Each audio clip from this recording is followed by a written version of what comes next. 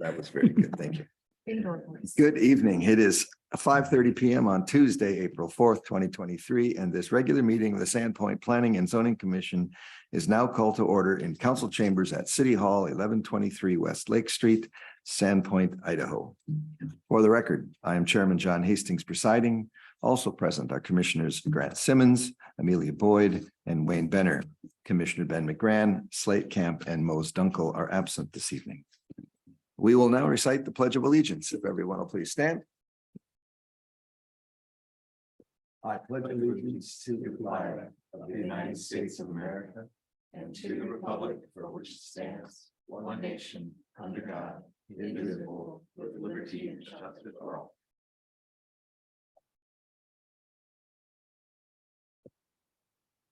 I'll make a quick announcement for folks in the room this evening. There is listening devices. If anybody, thank you. Good to go then. Any other general announcements from commissioners or from commissioners? City staff? Mr. Chairman, just a reminder of the April 27th open house on the comprehensive plan. It will be a joint open house with the multimodal plan. And we are still working on that joint meeting date with City Council. We had put out May 10th, but I have at least two of you who cannot make that. So we're still working on when the date will be for the joint meeting. Hey, what time on the 27th? 27th all day. From All day. 11 Oh, it's just a.m. to open. 6 It's true open house. Oh, nice. Right. Right on. Yep. 11 to what? Sorry, You said 11 till what? 11 till 6:30 Till 6:30. at the library. Thank you. At the library. Excellent. Yes, at the library. Anything else from city staff? If not, the first item on the agenda this evening is a public hearing on a request for a conditional use permit. City application number PCUP 23-0001 for approval of a self-storage development with upper story residential units. This site is currently unplatted and is a single parcel. RPS 000154860A, zoned IPB Industrial Business Park and located at 823 Baldy Mountain Road, approximately 475 feet west of the intersection of North Boyer Avenue and Baldy Mountain Road. The property is bordered by Baldy Mountain Road to the north, the McFarland Company Pole Yard to the west, private property to the south, and private property to the east. A notice of public hearing was published in the Bonner County Daily Bee, the city's newspaper of record, on March 14th, 2023. The order and procedures for the public hearing this evening will be as follows. An explanation of the subject of the public hearing by city staff, then presentation by the applicant. Please note that commissioners should address their questions to the applicant at this time. Opening of the public hearing, at which time the public may provide testimony. Questions should be asked of those testifying at that time. The order for those providing testimony will be as follows. First in favor, followed by neutral, followed by opposed. The applicant's rebuttal testimony, at which time final questions may be asked of the applicant. Please note that if new facts are elicited during rebuttal, the public will be given an opportunity to comment on any new facts. Then we will close the public hearing and the commission will deliberate. No new information may be provided after the hearing has been closed, with questions directed only to city staff during deliberations.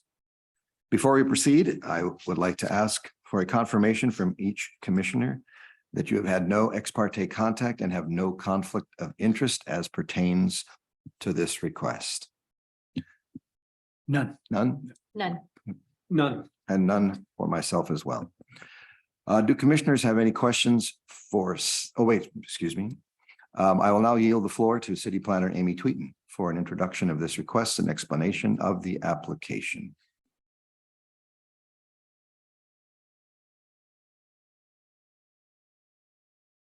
Thank you, Mr. Chairman.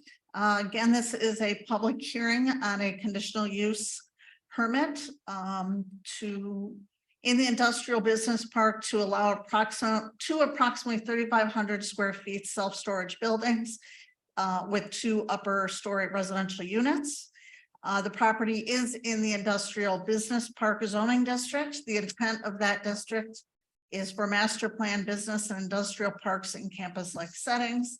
The district is suitable for administrative, professional offices, research, development parks, limited distribution, light and medium manufacturing, and assembly operations.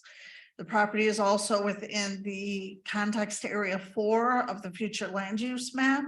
That is classified as vibrant secondary commercial office and residential development area, serving as a neighborhood hub for residents in the neighboring residential districts. The pattern allows increased density over the context area 3B by emphasizing 2- and 3-story mixed use and attached town home style residences. As provided in the application materials, this is showing the site plan and this is actually the page of the site plan with the notes that we'll discuss later on that the IHG had commented on the snow storage. Again, the review for the conditional use permit isn't the final review. There are additional details that are reviewed at the building permit site plan review phase. This indicates the building elevations. The buildings are within the allowed height of the industrial business park district. Again, as a conditional use permit, there are 9 criteria that the commission must make findings that the request does meet to approve the conditional use. And those include that the use will that it is an allowable conditional use in the district, which it is, will be harmonious with and in accordance with the general objectives or with any specific objective of the comprehensive plan or applicable sections of the Sandpoint Code, that it will be designed, constructed, operated, maintained to be harmonious and appropriate with the existing or intended character of the general vicinity, and that such use will not change the essential character of the area, that it will not be hazardous or disturbing to existing neighboring uses, that it will be served adequately by essential public services and utilities, including highway, streets, police, fire, drainage, disposal, water, sewer, schools, or that the use can make those utilities available. That the use will not create excessive additional requirements at public cost for public services and utilities and will not be detrimental to the economic welfare of the community, will not involve uses, activities, processes, materials, equipment, and conditions of operation that will be detrimental to any person's property or general welfare by reason of traffic, noise, smoke, fumes, glare, or odors. That it will have vehicular approaches to the property which shall be designed so as to not create an interference with traffic on surrounding roads, and that it will not result in the destruction, loss, or damage of a natural, scenic, or historic feature of major importance. In reviewing the special condition use, the Planning and Zoning Commission is allowed to place conditions on an approval if those conditions are for the purpose of minimizing adverse effects on other development, controlling the sequence and timing of the development, controlling the duration of the development, assuring that development is maintained properly, designating the exact location and nature of the development, requiring the provision for on or off-site public facilities or services, or requiring more restrictive standards than those generally required. And as noted, there are items that will be reviewed more closely at the building permit phase, but in review of the special condition use application, staff would recommend the following minimum conditions. The first is that once the CUP, should it be approved, that work commence within 1 year following the date of approval and be diligently pursued or the permit would be rendered null and void. The second would be the short plat application that is currently being processed. Must be completed prior to the issuance of a building permit. And what that does is put each of those buildings on its own lot. And then the third recommended condition, the third and fourth apply to the comments of the IHD, and just clarifying that the responsibility of the property owner is to maintain site snow on their site or remove it. The notes that they had were a little ambiguous in that area. Then documentation to prove the need for the 40-foot wide access onto Baldy Mountain Road. That will be evaluated at the building permit. Again, that's the maximum allowed. And if a lesser opening is potential, that would be preferable. The conditional use permit does not run with the land and is specific to this applicant, and that detailed analysis will occur throughout the building permit review process. So those are the recommended conditions of approval on this request. And that is all I have for the commission. Okay. Excuse me. Do the commissioners have any questions for staff at this time? No. It might come up. I have a couple, but they might come up later, so I'll Yeah, wait same. and see. Yeah, yeah. Okay, gotcha. If not, then with that, I will now yield the floor to the applicants for presentation. If the applicant or representative would please step to the podium and introduce yourself. We weren't aware that we were actually presenting. Well, No one told us that. But I'm Godfrey Tabor. And I'm this is Josh my Tabor. son, Where's your Josh. PowerPoint? No PowerPoint? yeah. Let me pull it out here. Yeah, so I mean, obviously you guys saw what we're proposing. Currently, there's a single family home on the property. And which kind of, I think, isn't in line with what the critical area or the criteria Compliance. for it is and what the IBP is right now. So yeah, what we wanted to do is we wanted to create some, basically, we're like, the self-storage that we selected for the conditional use is what it is, but what we're kind of gearing it towards is like heated boat storage for people. So they're large individual bays. And not so much like a high traffic where people are coming and going and storing their things. It's going to be more of like seasonal storage for, a boat or an RV or something, is what we're gearing it towards. And then I know what the context area for you guys wanted to increase density. And so that's why we were able, what we'd like to do is add the single apartment above each building. And that was the other reason of doing the short plat. And having two separate parcels was so that, because as far as what we were told by the city is that you guys would only want one dwelling per lot.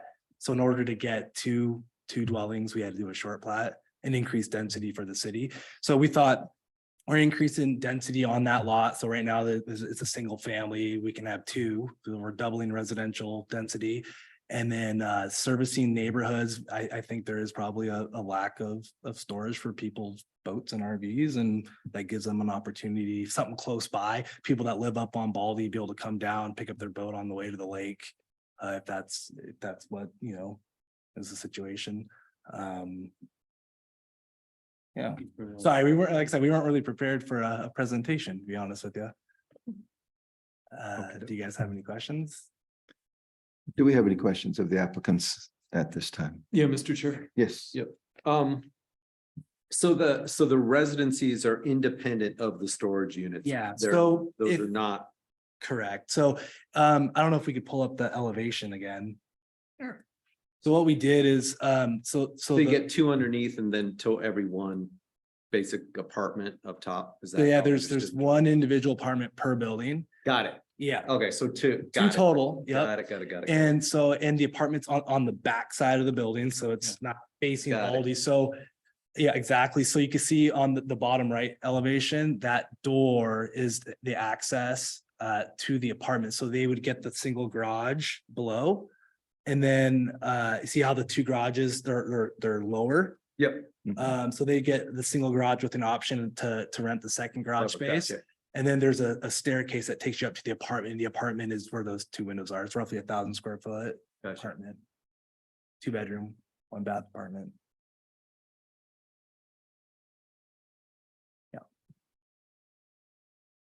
Is it, and I don't know how this works, but can you do things other than storage, meaning light industrial in the space itself? As sort of think like a you can. maker space? How does that work? Probably a question for Do we this. know? But light industrial uses are allowed, yes. Yeah, okay. But we don't want that. We don't want the traffic. Yeah, Yeah, we just want to minimize the people coming and going there, yeah, But you know. distribution is not allowed, if I am correct, remembering from prior. oh, me, okay, I'm with you. It could not be a distribution site, No, if you will, which would increase traffic. It could not be Right. any. but we're just strictly, it's, each unit can be separate, you know, Right. the access is through the garage door. So they're gonna have to use it for pretty well for storage. How Again, tall?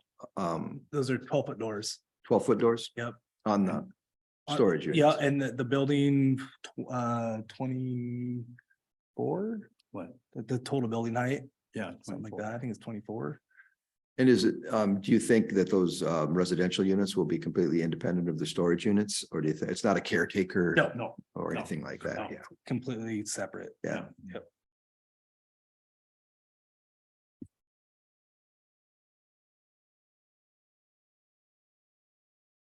Commissioners, any other questions for the applicants? Yes, Sure. Mr. Bennett. Just where is the required parking?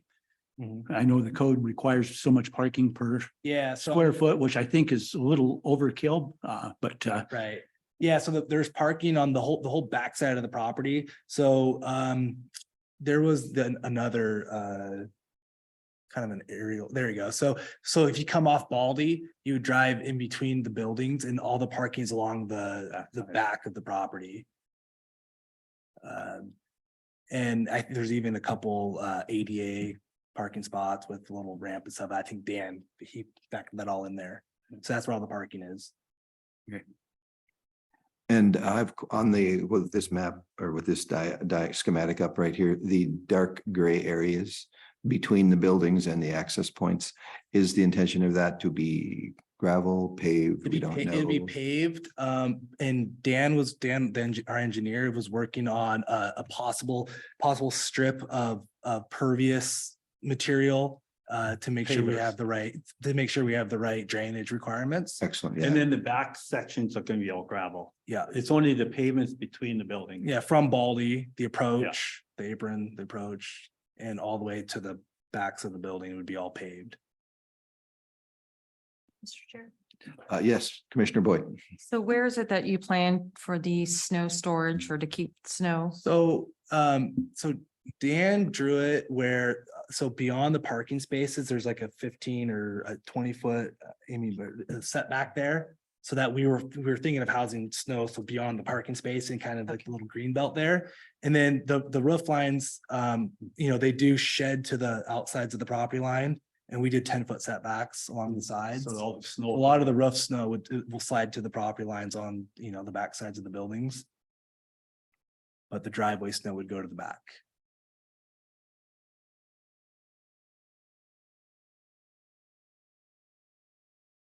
Commissioners, any other questions for the applicant? None here. Okay. If there are no additional questions, I will now recite the public hearing rules or an abbreviated version thereof. Thank you very much for your presentation. I will ask clerk, do we have anybody on Zoom or anything here this evening? Mr. Chairman, we do have a member of the public on Zoom. I would ask the member of the public at this time, if you are interested in testifying during the public hearing, will you let us know by raising your hand, please?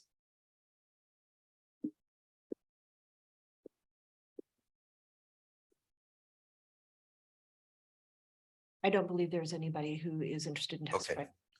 And then I will not need to recite the rules for testimony if we do not have any public testimony this evening.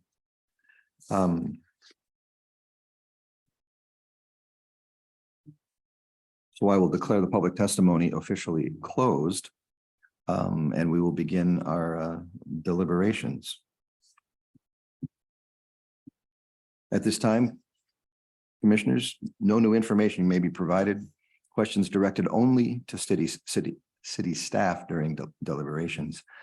Do commissioners have any questions for city staff at this time? I have one, and that is with the way that this would be permitted with one, we'll have a couple questions, with one residential unit above each unit. Could that be changed during the building permitting process to be more than one? I'm just asking. Oh, interesting.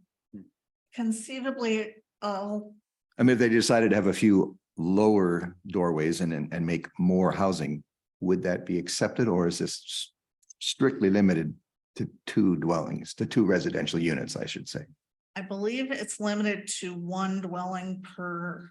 building, one residential per building, Correct. per lot, correct? Let me just check. Mr. Chair, meaning to have more, it would be a future. That would take additional- another hearing Got it. if they wanted to increase the number of residential units. I'm just asking. Yeah, just to clarify, the conditional use permit is just for the storage units. Okay, But what we need to make sure of is that in the industrial business park. Because it's possible they'd have to get permitted, and the big issue with the two uses is making sure you have adequate fire separation. But let me see here.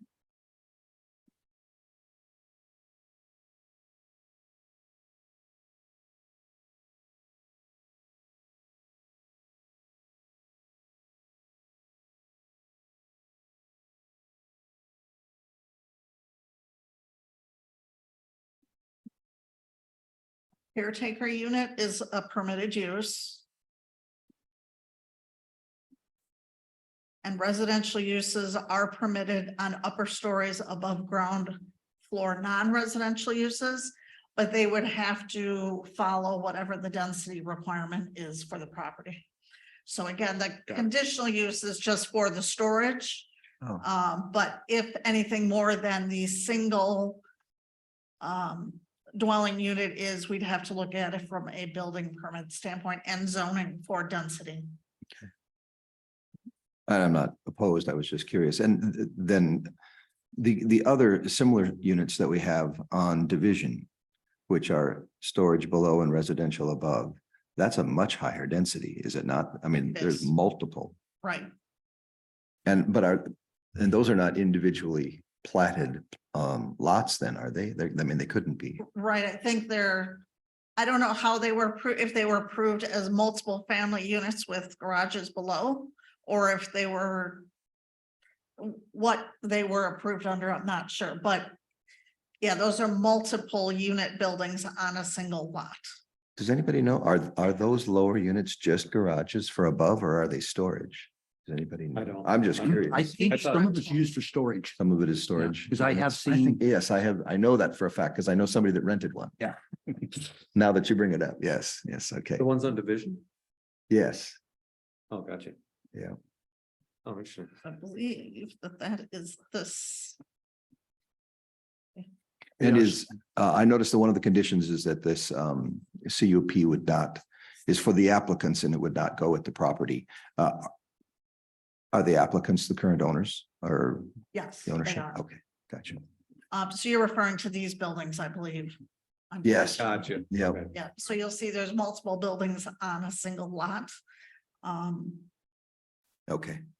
I was How just those looking for were under which context, yeah. zoning, because those are actually, I think, zoned. Let's see what they are zoned. They're industrial business park as well, There you go. Mhm. but they've been there a little while, so Right. it could have been a Yeah. prior zoning district as well. Okay.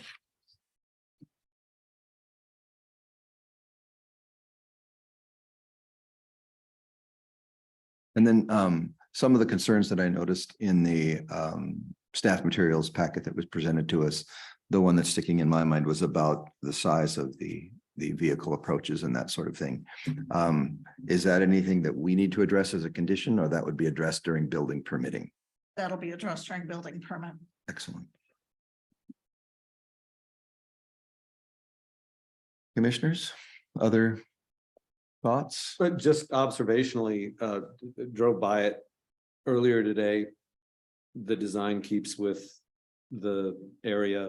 I think it makes sense. It's a good design. Seems like folks did their homework. Again, Amy and team, thanks for doing your homework. It seemed pretty straightforward to me. I would argue that I'm not sure it didn't trip any sort of like traffic sort of thing. In terms of that 40-foot approach, what exactly does that constitute? I'm not sure I understand that. That's kind of like the width of the driveway, is what we're talking about, yeah. Oh, got it. Got it. So again, they may show that because they're doing large, we have streets that have narrower approaches. Yeah, than for that. sure. That's Yeah. a very wide Yeah, approach. That feels very aggressive. But if you got a truck pulling Yeah. a big boat, You need you don't want to, some otherwise you're maneuvering going room. over a curb. Trust me, I've done it. Even with a 60-foot. Yeah. Okay. Anyway, that's sort of my 2 cents. Thank you. I had something else I was gonna, but it's gone, whatever it was. So, as we're deliberating, I guess deliberating, one thing, we have a list of potential conditions. The applicants have mentioned that they were going to make an attempt to minimize the amount of impervious surfaces. Would there be language we could include that as a condition? Or would it just be to make an attempt? Or does it, how might we specify if we wanted that to be part of the condition is that we have a couple of things that I have, that's the other thing I was thinking of too. One is that, yeah, the increase, if there's that much pavement, I do worry about the stormwater runoff.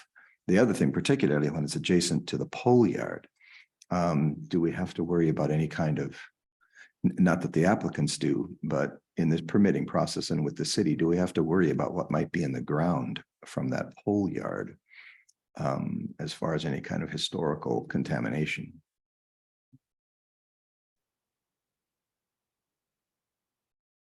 And that's anything is that anything that should be addressed at this point is my question for staff. Well, the stormwater, there was a stormwater management plan provided and submitted to our consultant, and then there have been some adjustments made.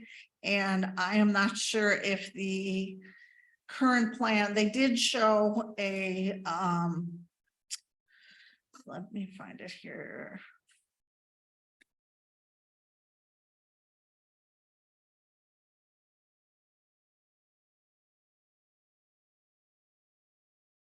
They did show some impervious down the middle, but I'm not sure if that is, if that is something that the commission wants them to consider incorporating it. You could add that as a condition of approval.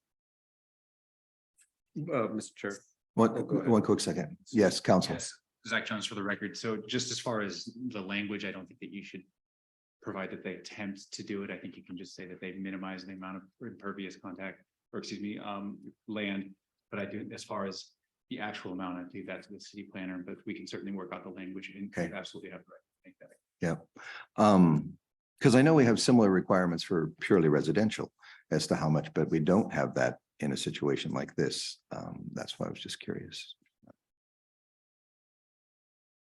There is a maximum impervious area that they have to meet, and they're below the maximum. Okay, good. All right, well. Any other deliberations among commissioners? Just real quick, what was the concern relative to the pole yard? Well, a couple of things. One I noticed is that I mean, the nice thing about this application is that it sounds like there'll be one less septic system Yeah. Yeah. in the city. That's good. But I know that, the preservatives that they use in the pole yard, but again, they're going to be on city water, wouldn't have to worry about well water. And that's just a concern, is that whatever kind of a residential unit next to any kind of historical contamination that may be in the Sure. groundwater, but that I'm worried about the groundwater. That's all Yeah. I'm saying. Yeah. Gotcha. But that might be beyond the scope of what we're talking about here this evening.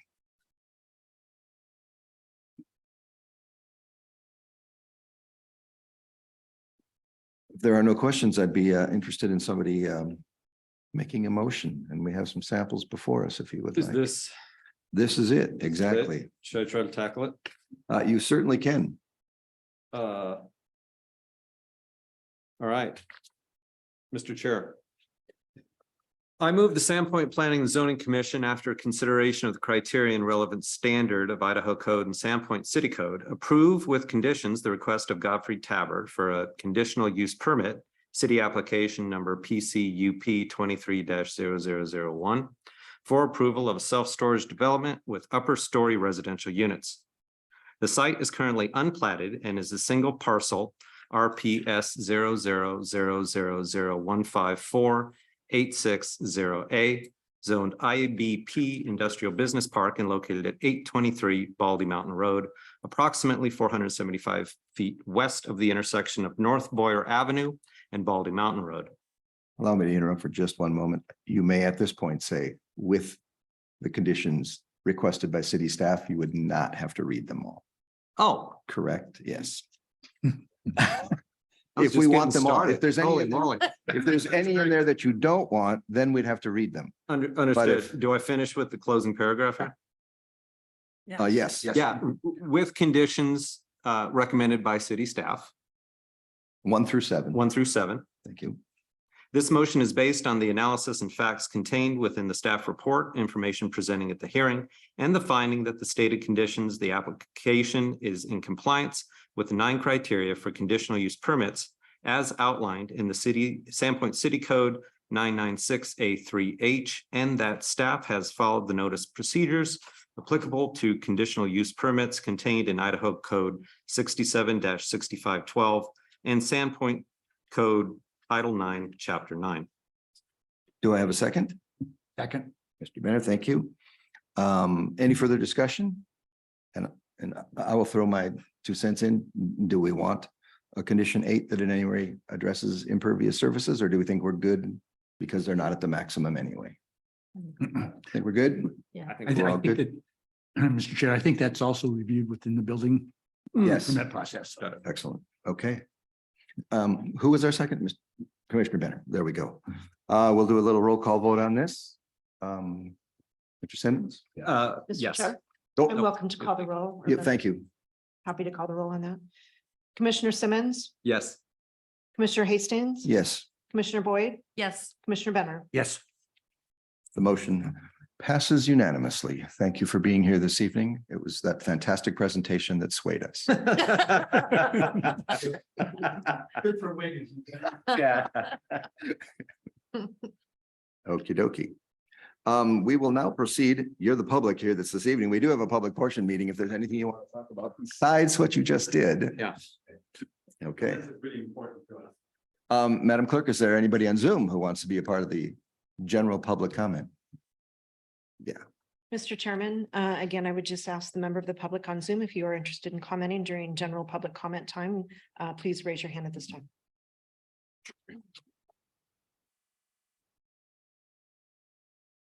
No, Mr. Chairman. Okay. Then the public comment period is closed. We're here now for our commissioners roundtable. Is there anything that commissioners want to bring up? Yeah, the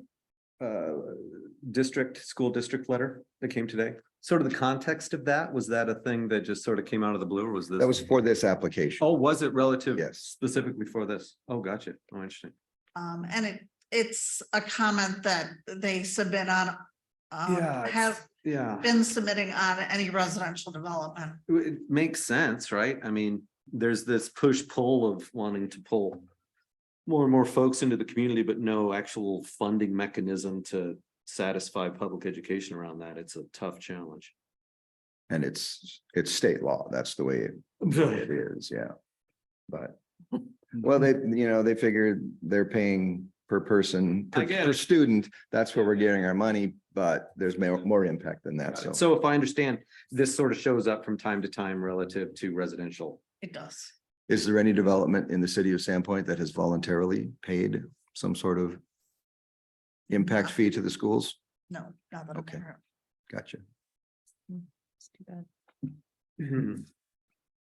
Changing gears, I think we might want to make a recommendation to the city council. I noticed the sign when I came this morning that said, or this evening that said, the snow parking rules are December 1st Yeah, to yeah, March yeah. 1st. I think that should be extended to Yeah. April 1st.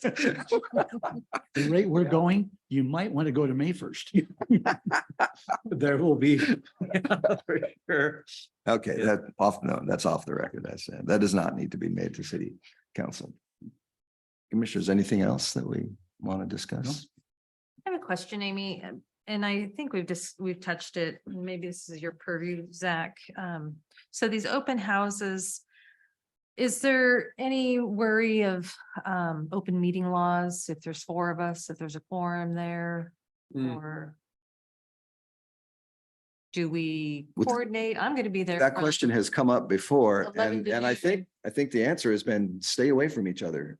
That we can attend, but we should the not be extent- seen discussing anything really with Yeah. one another. Yeah, yeah, yeah. Is that council? Is that what you would? That is what I would suggest. Yeah. Certainly not in a situation where any decision could be perceived as being made. Right.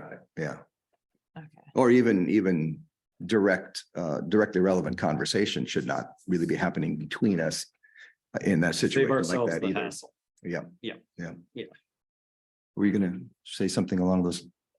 Mr. Chair, I was just going to additionally point out that we will still post an agenda, Oh, notification on the agenda indicating that a quorum may be present, but that no decisions will be made, correct. deliberations, et Yeah. cetera. And they want us obviously to interact with the public and get input and discussion, but Right. just How not. is not with one input another. being collected within that sort of workshop? Is it just sort of being staffed with? It'll be open house, it'll be discussion, and then we'll have the ability for people to write down their comments. Okay. But we'll also, the plan is going to be hopefully by the end of this week, posted on an online called Conveyo. So the plan will be up there and it's actually interactive. People can actually post comments right on the plan where they want to put the comments. And then that's being managed by Logan Simpson, our consultant. And the program actually does all the work of Okay. taking the comments and consolidating them for us. Nice. So is there going to be a separate section for the comp plan and then for the multimodal? We'll be on other sides of the room. Okay. We can. With a yeah. big red line down the middle. Okay. Yeah, yeah. Okay, it's gonna be interesting. And then May 10th is a no-go. So we're looking for. a As new- of right now, it is a no-go, yes. Alright. So I'll be reaching out to you again when we can get a date. I just wonder if it's a quicker process for us to provide you with dates to cross-coordinate. Well, the problem with this, it's not just, it's all the city council members too. It's Oh not my just, God. it's not It's just like- us. It's not hurting cats, it's like hurting cats with planets. Let's try to pick council date, which is a Wednesday, Yeah, so. because you know you'll cover most of those folks, yeah. Hmm.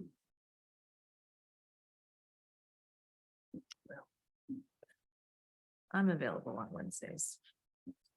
I think. And just as of right now, we have no cases for your second April meeting. Okay, That's not to say that we don't necessarily need to meet, but we don't have any cases at this time.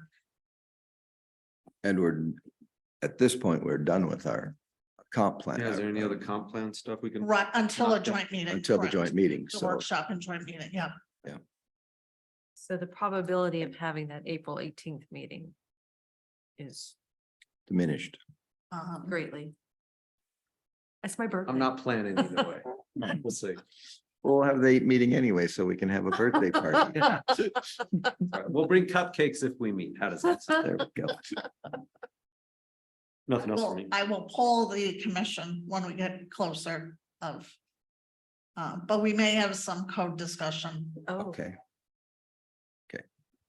so once the comp plan, once the council approves that, or beginning of June or June, July is what was planned, I believe, then we'll start delving into code like we had discussed. Yes, that will be. The bulk of our time will be code Okay. revisions. Okay. and that just kind of reminded me, did you get any updates on the legislation that said a city could not enforce more stringent building codes? And I know that I'm being lobbied heavily to, call the governor and ask him to veto it. But I don't know if he has signed it. I don't know. Have you had any? I'm afraid I did not. Mr. Chair, Yes, was that all building codes or was that only for energy efficient? energy efficiency. That's what I A read. city could not make a more stringent energy efficient. Right, building. that's what I read. Then, okay. Yeah. You could follow the state building code, but you can't go any stricter than that. Correct. On energy codes. On energy, Just on energy, perhaps, Right, yeah. right.